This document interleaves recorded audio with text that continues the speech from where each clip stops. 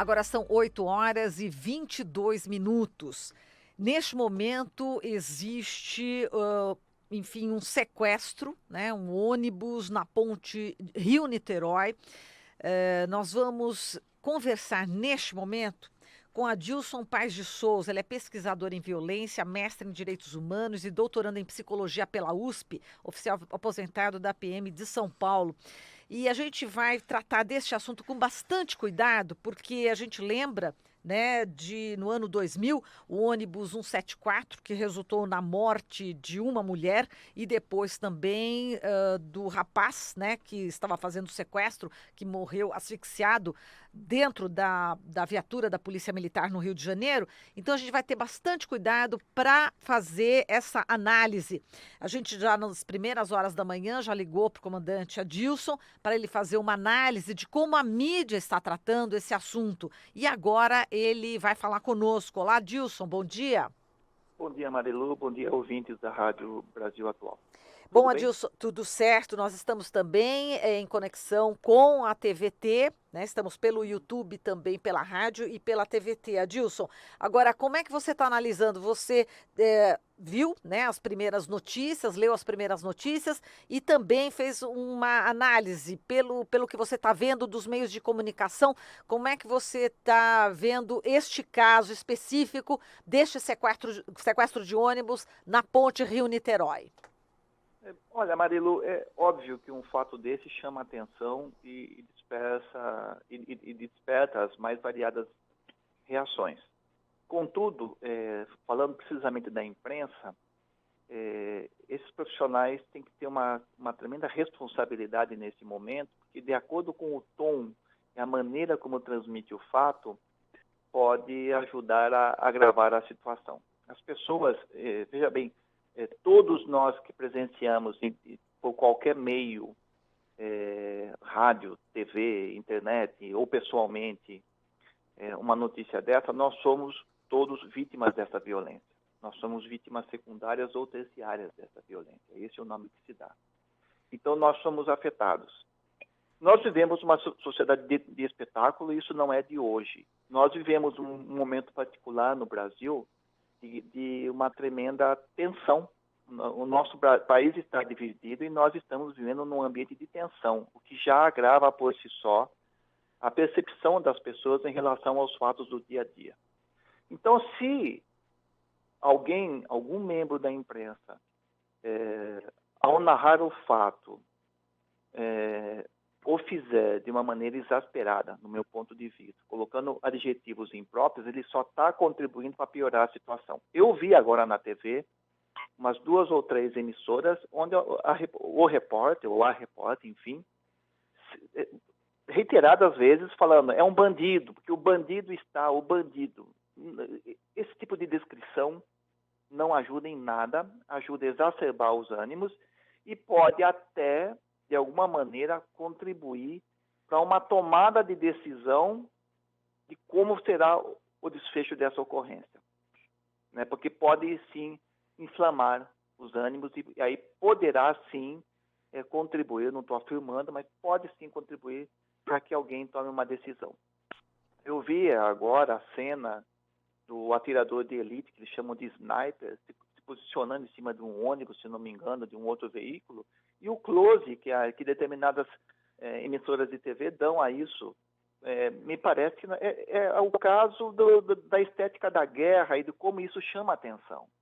Isso preocupa, viu, Marilu? Preocupa porque nossa sociedade já está muito afetada com essa questão, com esses discursos vindo de toda e qualquer direção, de violência, de extermínio, de morte. O Rio, por exemplo, é um estado da federação onde o fato de ser suspeito já faz com que a pessoa mereça ser morta.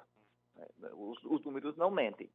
O discurso das autoridades aí no Rio, principalmente, é um horror. É um caso de extermínio, de guerra. Tudo isso aí contribui para exacerbar os ânimos e para nós termos um desfecho mais grave possível. Agora, Adilson, como a Marilu me lembrou aqui do caso do ônibus 174, que ocorreu no ano 2000, a gente teve também o caso da Eloá Cristina, que houve uma intervenção da imprensa ali que foi desastrosa e que a gente pode inferir que, de fato, colaborou para o resultado que teve. E sendo que esses casos, o da Eloá foi em 2008, a gente não tinha a cobertura de redes sociais que a gente tem hoje, né? E a gente sabe que esse ambiente também é muito contaminado pelo ódio. A gente viu isso, por exemplo, nas eleições recentes e também em outros episódios. Quer dizer, o cuidado da imprensa nesse caso tem que ser redobrado, não, Adilson? Sim, sim. Hoje o alcance das mídias tradicionais e das mídias, digamos assim, alternativas ou das novas tecnologias é muito maior e isso influencia mais as pessoas. Os profissionais, principalmente aqueles que lidam com o público e que influenciam pessoas, têm que ter mais responsabilidade. É óbvio, um fato desse merece toda a cobertura, chama a atenção, desperta emoção. Contudo, quem faz a cobertura deve ser o mais profissional possível e entender que, dependendo do que ele falar e como ele falar, poderá influenciar o desfecho da ocorrência, poderá colocar vidas em jogo. Eu temo, sim, pelo desfecho dessa ocorrência, eu temo pela saúde, pela integridade física dos reféns, mas também eu temo pela integridade física dessa pessoa que está praticando esse ato. O Brasil, oficialmente, não tem pena de morte. E, ultimamente, nós estamos assistindo um espetáculo de que o crime se combate com o extermínio de pessoas. Nunca isso foi tão sedimentado em nossa sociedade, né? Parece que não existe mais o devido processo legal. Não existe mais um processo onde vai ser aplicada uma pena perante uma decisão emitida por um juiz competente. A sentença é imediata, é a eliminação da pessoa que se diz que está cometendo mal à sociedade. Nós temos a sociedade que diz que os agentes de segurança são heróis, a sociedade dos super-heróis. E isso pode causar uma inflação de ego e a pessoa pode se achar muito mais do que realmente é e se achar com poderes que ela não tem. Então nós temos que tomar muito cuidado. O momento é muito grave, não só por essa ocorrência, mas pelo momento que o nosso país está passando. Agora, Adilson, você estava fazendo análise, né, da cobertura da mídia em relação a esse caso, esse sequestro que acontece agora na Ponte Rio-Niterói, no Rio de Janeiro. E é possível fazer análise também da postura da Polícia Militar, enfim, da Secretaria de Segurança Pública, neste caso, o que é importante, né? Você que, enfim, já esteve à frente de grandes operações. O que é importante nesse momento? Também a postura, enfim, até do governador do estado é importante, né? A postura. Marilu, isso eu aprendi em curso de gerenciamento de crise. Esse é uma ocorrência onde tem que haver o gerenciamento de crise, uma ocorrência com refém. O que nós aprendemos? Negociar, negociar, negociar. E quando não der mais, negociar mais um pouco. Ou seja, tem que ter uma tolerância, tem que ter uma resiliência, tem que ter paciência. É isso. Não pode se contaminar com o espírito de eliminar a pessoa.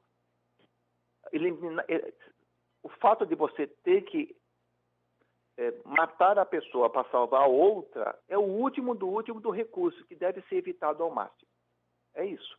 O que se espera é muita ponderação e o compromisso de preservar vidas e não de eliminar as pessoas. Tá certo, Adilson. A gente agradece a sua participação. Muito obrigado por nos atender tão rapidamente a esse pedido de entrevista, nesse momento realmente bastante delicado em que vive aí pessoas no Rio de Janeiro, nesse sequestro. Muito obrigada, Adilson. Eu que sou grato, Marilu, e estou à disposição.